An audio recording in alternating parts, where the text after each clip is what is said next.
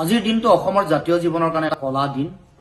অৱশেষত দিল্লীয়ে বিজেপি চৰকাৰে অসমৰ মানুহৰ অসমীয়া জনগণৰ আবেগ অনুভূতি জাতীয় স্বাভিমান সকলোকে জলাঞ্জলি দি কা বিৰোধী গণসংগ্ৰামক 5জন বীৰ শ্বহীদৰ আত্মত্যাগক বুঢ়া আঙুলি দেখুৱাই ভৰিৰে মোহাৰি তেওঁলোকে কা আইনখন জাপি দিলে।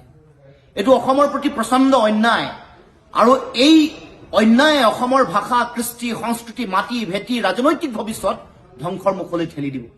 গতিকে তেনেকুৱা এটা সময়ত আমি অসমৰ ৰাইজে আমি দিল্লীৰ যিটো আমাৰ প্ৰতি অসমৰ প্ৰতি কৰা যিটো অন্যায় প্ৰচণ্ড অন্যায় এইটোক আমি সদায় মনত ৰাখিম আৰু আজি এই দিনটোত আমি বীৰ শ্বহীদসকলৰ প্ৰতি স্মৰণ কৰি আমি ক'ব খুজিছো যিসকল নেতাই দিল্লীৰ এই যিটো ষড়যন্ত্ৰ জাতিধ্বংসী ষড়যন্ত্ৰ সেই ষড়যন্ত্ৰত যিসকলে মৌনভাৱে সমৰ্থন দিলে নিজৰ গাদী ৰক্ষা কৰিবৰ কাৰণে জাতীয় স্বাৰ্থ জলাঞ্জলি দিলে সৰ্বানন্দ সোণোৱাল প্ৰাক্তন মুখ্যমন্ত্ৰী বৰ্তমানৰ মুখ্যমন্ত্ৰী হিমন্ত বিশ্ব শৰ্মা তেওঁলোকে নিজে পদলেহন কৰি দিল্লীৰ ওচৰত আঁঠু কাঢ়ি দিল্লীৰ কথা মতে উঠা বহা কৰি এটা পুতলাৰ দৰে চাবি দিয়া পুতলাৰ দৰে ব্যৱহাৰ কৰি তেওঁলোকে এই আইনখনৰ প্ৰতি সমৰ্থন দিলে মৌনভাৱে সহযোগিতা আগবঢ়ালে আৰু তেওঁলোকৰ এই কাৰ্যক এক অক্ষমনীয় জাতীয় অপৰাধ হিচাপে অসমৰ ৰাইজে গণ্য কৰিছে।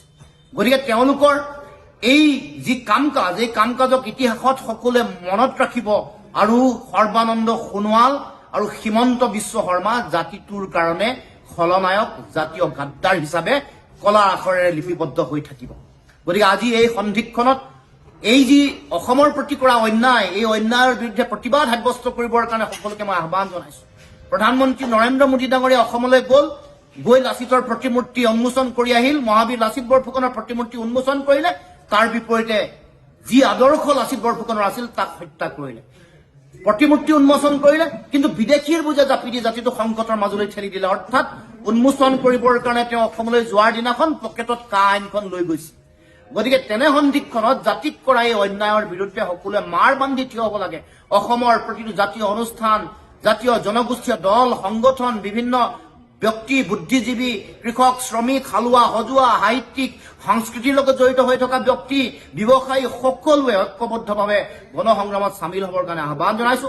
আৰু আজি এই সন্ধিয়া এই কাখন জাপি দিয়াৰ এই বিশেষ ক্ষণটোত সমগ্ৰ অসমবাসী ৰাইজক আহ্বান জনাইছো যাতে ৰাইজে ডিজিটেলি ইয়াৰ প্ৰতিবাদ সাব্যস্ত কৰে।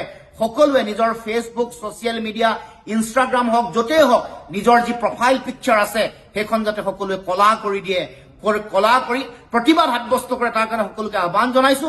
আৰু আগন্তুক দিনসমূহতো ছচিয়েল মিডিয়াত বিভিন্ন ধৰণে চিত্ৰ অংকন কৰি বিভিন্ন ধৰণে প্ৰতিবাদী গান গাই প্ৰতিবাদ সাব্যস্ত কৰিবৰ কাৰণে সকলোকে মই আহ্বান জনাইছো।